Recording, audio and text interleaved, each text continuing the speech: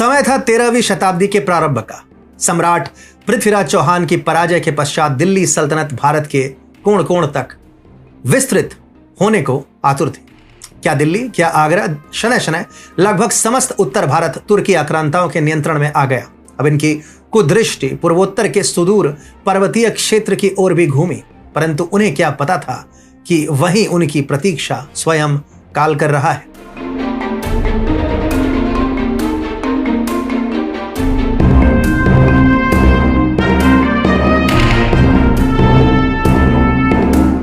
नमस्कार, स्वागत है आपका TFI पर और अनटोल्ड हिस्ट्री के इस नवीन अंक में मैं अतुल मिश्रा आपको परिचित कराता हूं एक ऐसे वीर से जिसने धर्म और भारतीयता दोनों की रक्षा की, परंतु जिसके गौरव को नमन तो दूर उसका एक शिलालेख तक ढूंढने से भी नहीं मिलता।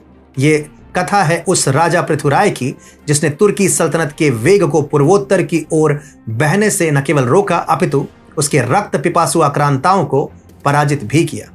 आक्रमणों से भारत अनभिज्ञ नहीं। क्या यवन, क्या हूण, क्या अरब, न जाने कितने आघात हमारे पवित्र भूमि ने सहे, न जाने कितने आक्रांताओं के अत्याचार की पीड़ा हमारे देशवासियों को झेलनी पड़ी।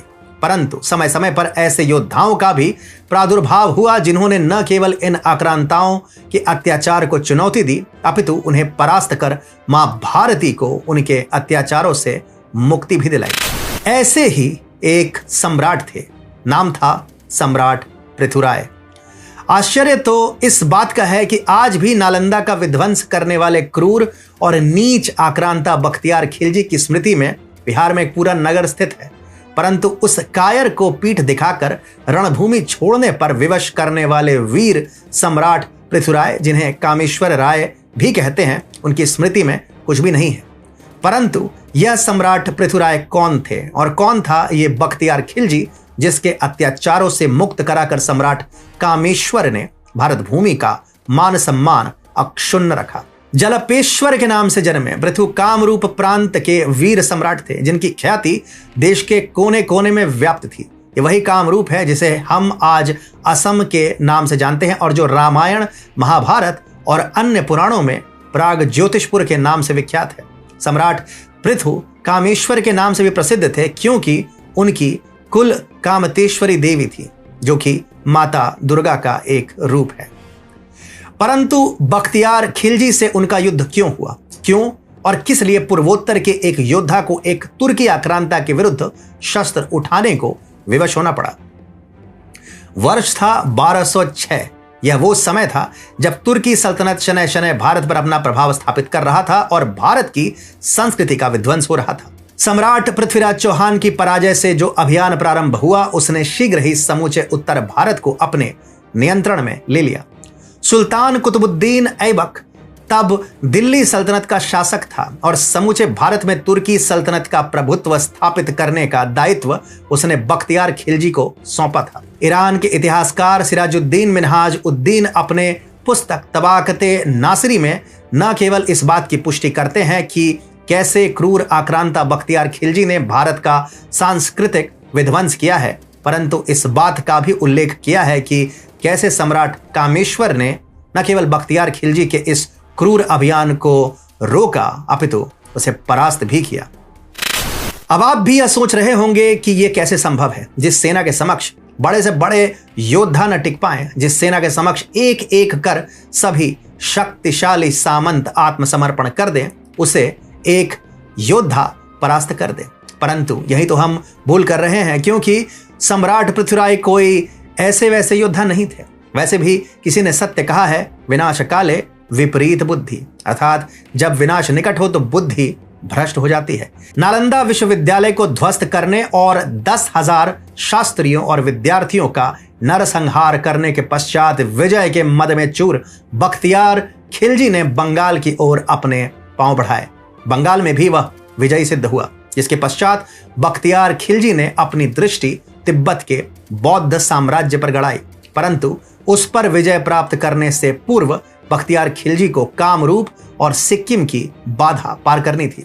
इसी बीच बख्तियार खिलजी के पापों का समाचार सम्राट कामेश्वर तक भी पहुंच गया, परंतु वे तनिक भी विचलित नहीं हुए। उन्होंने समय और परिस्थितियों को समझते हुए बख्तियार खिलजी को उन्हीं के मुंहपाश में परास्त करने की युक्ति खोज निकाली।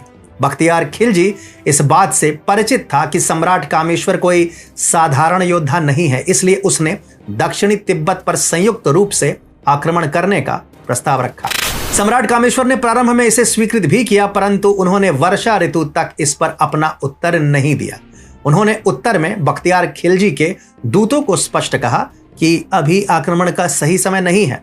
जब तक खिलजी ने सिलीगुड़ी में अपनी छावनी स्थापित की, तब तक सम्राट पृथु ने अपनी सेना को इस तरह से सशक्त कर दिया था कि वे किसी भी स्थिति में शत्रु के समक्ष युद्ध करने के लिए सक्षम थे। उन्होंने वर्षा ऋतु को युद्ध के लिए चुना क्योंकि वे इस तथ्य से भलीभांति भिज्ञ थे कि तुर्की सेना को वर्षा ऋतु, विशेषकर पूर्वोत्तर के क्षेत्र में युद्ध करने का कोई अनुभव नहीं है। किसी भी युद्ध में अनुभव और ज्ञान सबसे महत्वपूर्ण होता है, परंतु तुर्की सेना के पास इन दोनों ही कौशलों का सर्वथा अभाव था। न ही उन्हें पूर्वोत्तर भारत की परिस्थितियों का अनुभव था एवं न ही वहां के समुदायों की सनातन संस्कृति के प्रति निष्ठा का ज्ञान।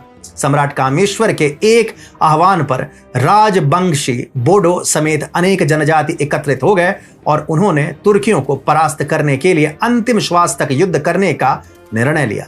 जो कार्य सम्राट पृथ्वीराज चौहान के आह्वान पर दुर्भाग्यवश संभव नहीं हो पाया, वह इस बार संभव हुआ। धर्म युद्ध के लिए योद्धा अब एकत्रित होने लगे थे। बख्तियार खिलजी ने एक प्रकार से कामरूप पर आक्रमण नहीं किया था, परंतु उसे आकृष्ट किया गया था, जैसे एक चूहे को जाल की ओर आकृष्ट किया जाता है।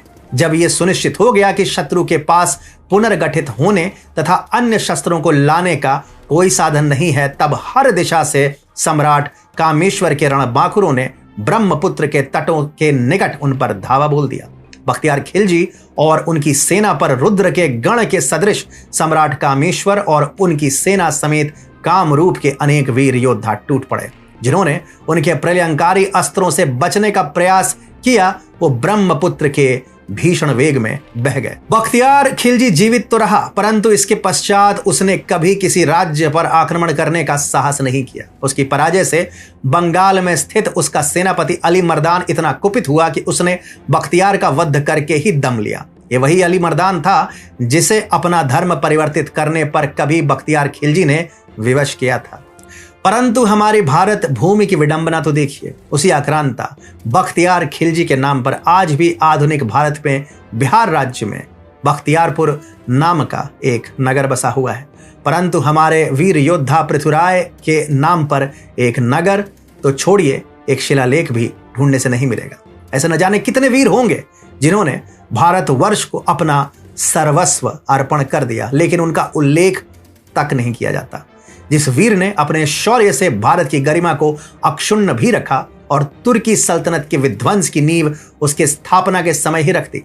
परंतु विडंबना ही है, घोर विडंबना, कि हमारे इतिहास की पुस्तकों में राजा पृथ्वीराज, सम्राट कामेश्वर का नाम तक नहीं मिलता।